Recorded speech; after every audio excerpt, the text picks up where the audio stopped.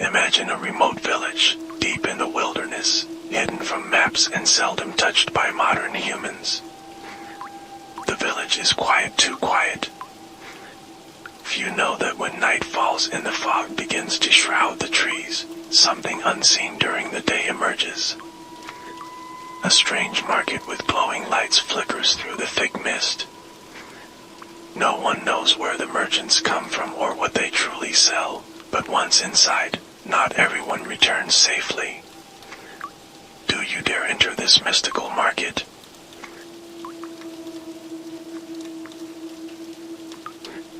No one expected that my nighttime journey through the small forest on the outskirts of the village would turn into a nightmare.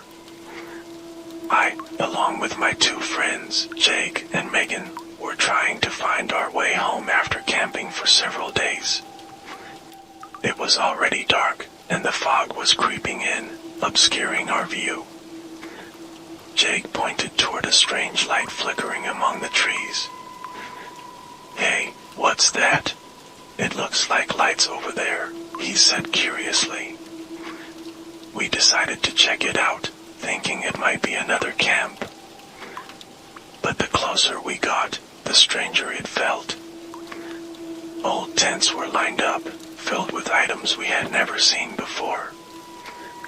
A strange smell lingered in the air, like rotten flowers mixed with damp earth. "Look at this," Megan whispered, pointing to a peculiar object on the table of an old merchant. "This isn't ordinary stuff." We started feeling uneasy. The merchants at this market didn't seem to care about our presence. Their faces were pale, and their eyes were vacant, as if they belonged to another world. The atmosphere grew more eerie when one of the merchants, with a chilling smile, extended an old necklace toward Megan. "Take this, you're going to need it," he said in a whisper that sent shivers down my spine. But before Megan could touch the necklace, a strange sound echoed from behind another tent, a scream, as if someone was dying. We glanced at each other, fear starting to creep into every inch of our bodies. "Let's get out of here," Jake urged in a panic. However, when we tried to turn around, we realized we couldn't find the way out. The path we had taken earlier had disappeared, replaced by more tents appearing out of nowhere. What was really happening here?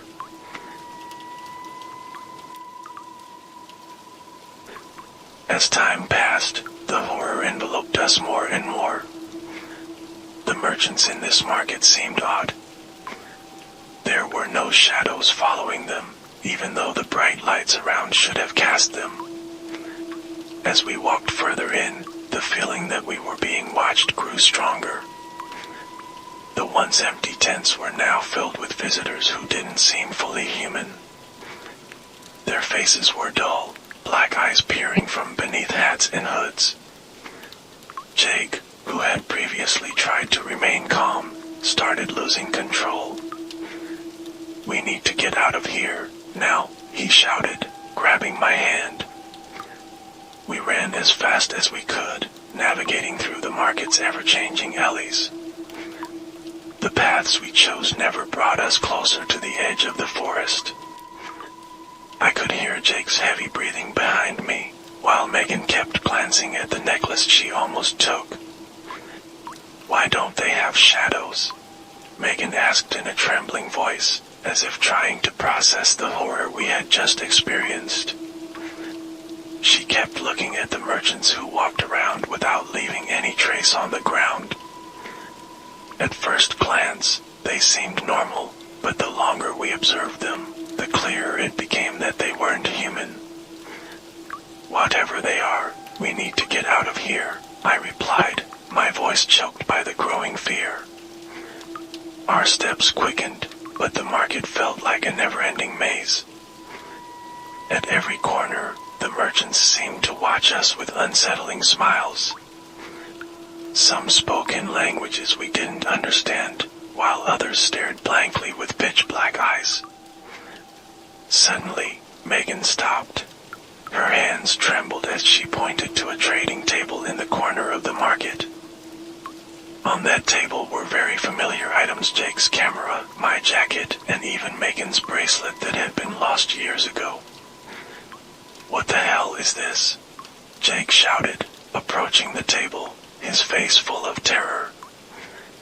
An old merchant appeared from behind the table, smiling broadly with teeth that were too white and too many for a human. "Been waiting for you all," he said, his voice like gravel being crushed. "These are all your things, right?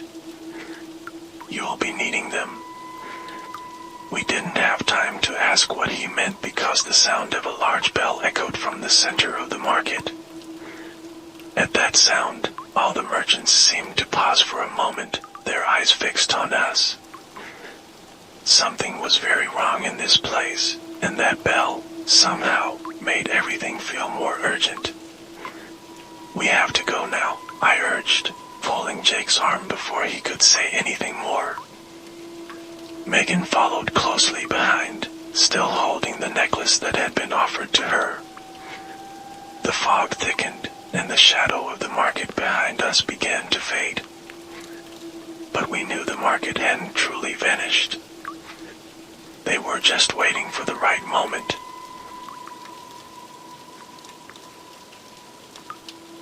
After briefly escaping from the market, we arrived at a place that was darker, quieter. The fog that enveloped the forest made everything look eerie and frightening. But something sent chills down my spine. Every step we took seemed to pull us deeper into the heart of the mystery. In front of us, a large mirror stood among the old trees. The mirror looked ancient, with a wooden frame decorated with strange carvings that seemed unnatural. Megan stepped forward, staring at her reflection in the mirror. But as we got closer, the reflection in the mirror wasn't us. The image that appeared was an older version of ourselves, bodies that had decayed, our faces filled with horror and fear. This can't be," Megan whispered, her eyes glued to the mirror. I felt my blood run cold. What we saw in the mirror wasn't just an illusion. It was a warning, a glimpse of what might happen if we stayed in this place. Jake, usually the rational one, began to back away slowly. "We need to get out of this forest. Right now." But the sound of footsteps approaching from the direction of the market told us that we didn't have much time. The shadowless merchants, with their unsettling smiles, were closing in on us. We could hear the bell again, and this time, its sound was deeper, as if calling us back to the market. On the verge of despair, we found our way back to the edge of the market. But this time, something was different. A man in a black cloak stood in the middle of the path, holding a strange wooden staff engraved with ancient symbols along its surface. His face was hidden by a hood, but we could sense that he was dangerous. "If you want to survive, you must make a deal," he said, his voice low and echoing in our ears. "In this place, no one leaves without paying a price." "What do you mean?" I asked, though I was terrified of the answer. The cloaked man chuckled softly. "This market is a place for lost souls. Those who enter rarely leave whole. But there is one way. Give something of great value to you, and perhaps, just perhaps, you may leave." Jake looked furious. "We are not giving you anything." But the man only smiled. Everyone gives something, in the end. I felt something cold grasp my wrist. Megan, who had been silent the whole time, handed the necklace that the merchant had given her earlier to the cloaked man. He nodded knowingly. "I know what we must do." Before we could protest, Megan stepped forward. "If this is the price we have to pay to survive, I will do it."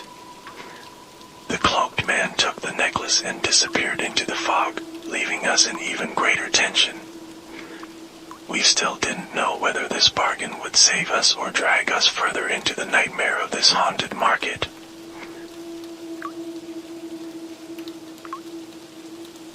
After the deal with the man in the black cloak, we started to feel something strange. The mystical market behind us no longer disappeared into the mist. The sound of the bell, which had haunted us earlier, seemed to fade, but this quiet felt too calm, as if signaling an impending storm.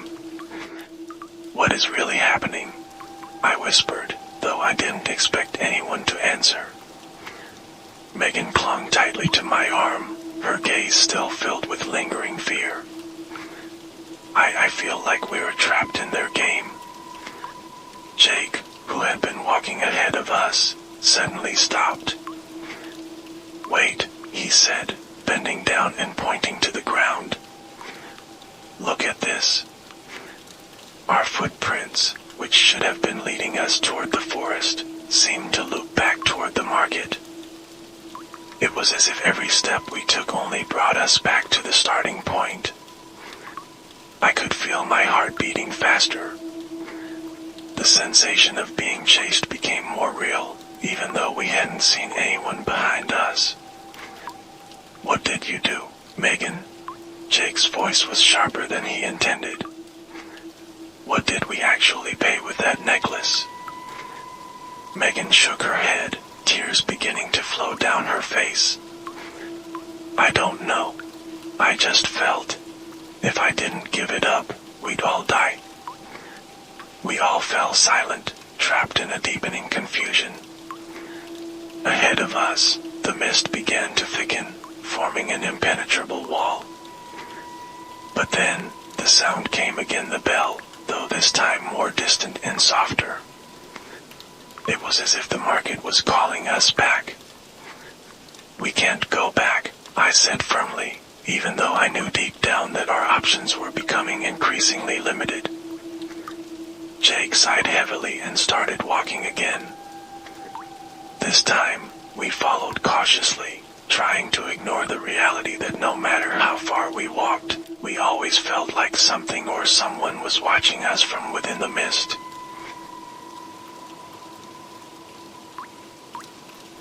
The forest grew thicker, and the mist around us seemed like a large wall slowly closing in.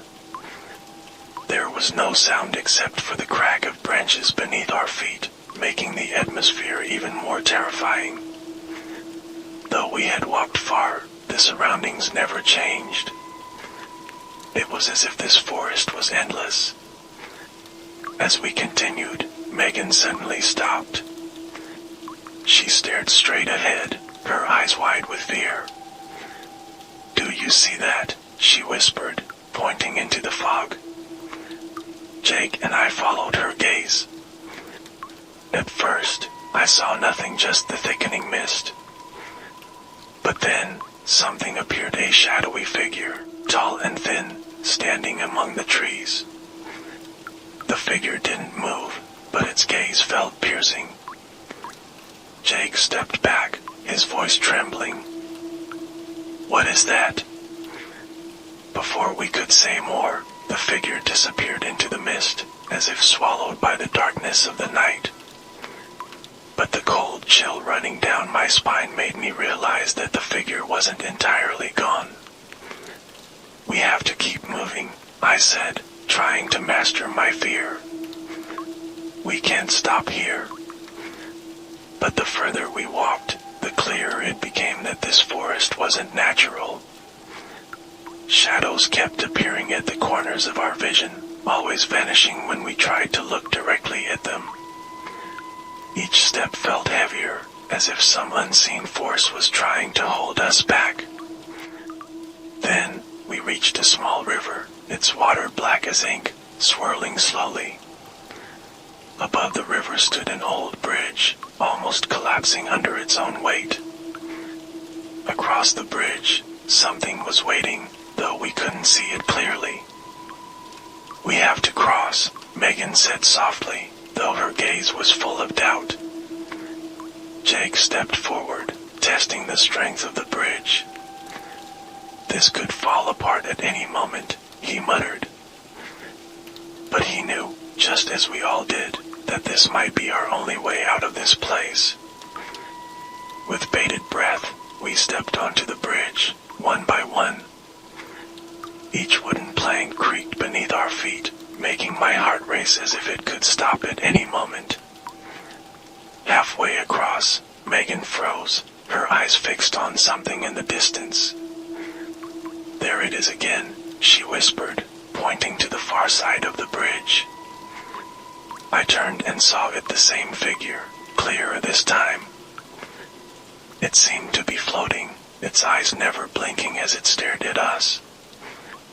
The shadow didn't move, but its presence made the hair on the back of my neck stand up. "We need to hurry," I whispered, urging Megan to keep walking. But the closer we got to the other side, the more tangible the fear surrounding us became. Whatever it was, the figure was waiting for us at the end of the bridge.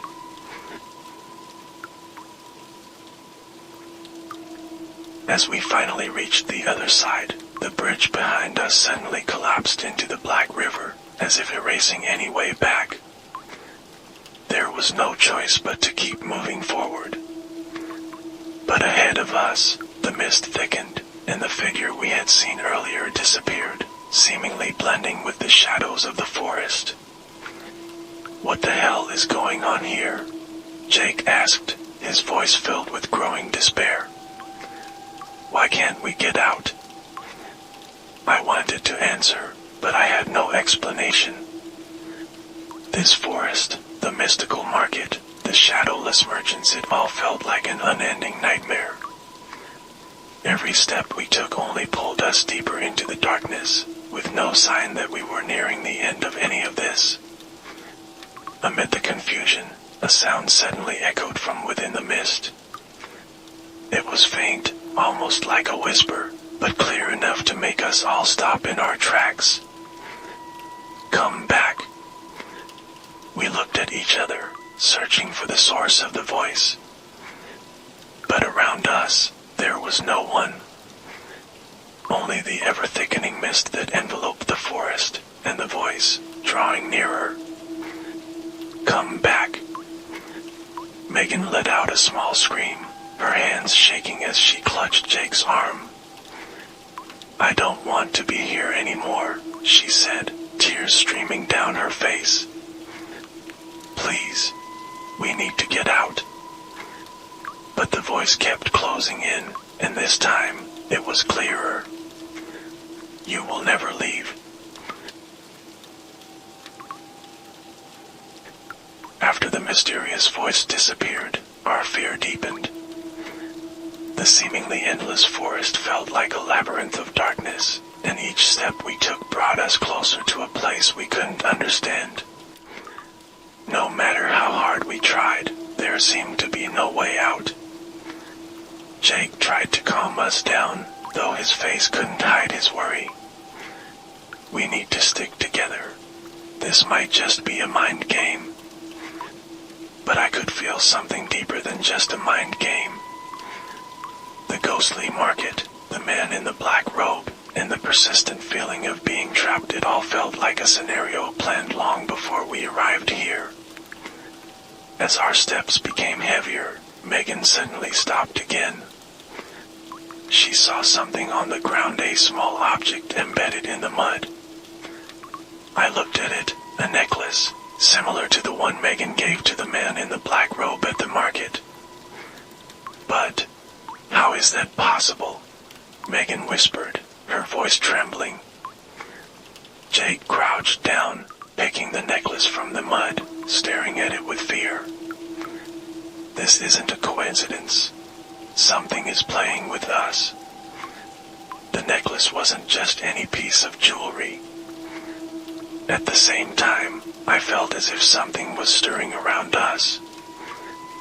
The fog vibrated, and the wind began to blow harder, carrying whispers we couldn't understand. The market was still calling, but this time, the sound of its bells was faint, like an echo from a long-buried past. I don't want to touch it anymore, Megan said, stepping back, her eyes filled with terror. We have to get rid of it. But Jake clutched the necklace tightly. This necklace might be our only key to get out of here, he said, his voice both desperate and determined. If they took something from us, maybe we can take something from them. I understood what Jake meant. The ghostly market wasn't going to let us leave without a price, but maybe, just maybe, we could demand something in return. But for what? Our lives? Or perhaps something even more?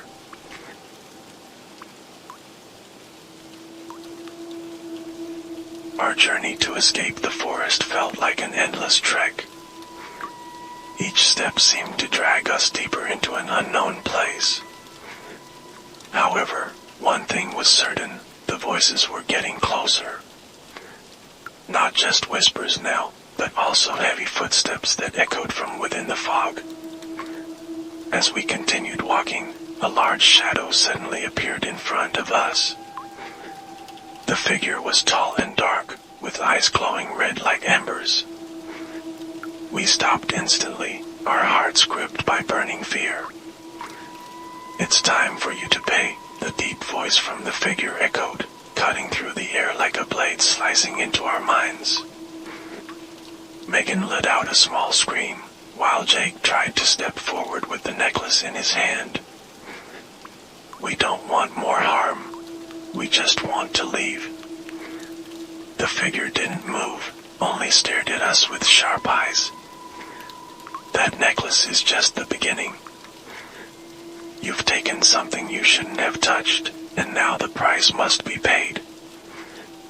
I felt my heart pounding, my blood rushing with fear. We have nothing left to give, I shouted, trying to challenge the growing despair. The figure slowly advanced, its shadow growing larger. Every deal has a price, and the price you must pay is far greater than mere possessions. Megan began to cry, her voice breaking as she spoke. What do we need to do? Please, let us go. The shadow stopped in front of Jake, eyeing the necklace in his hand. You are bound, but there is one way to break this deal. Jake looked at the figure in confusion. What do we need to do? The figure let out a cold, terrifying laugh. One of you must give something more valuable than life. Desire, hope, or even a soul. The words hit us like a storm. We all froze, looking at each other with unspeakable fear. Who among us would sacrifice themselves for the others?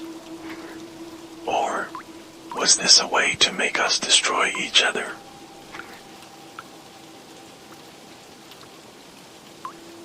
We were trapped in a terrible choice.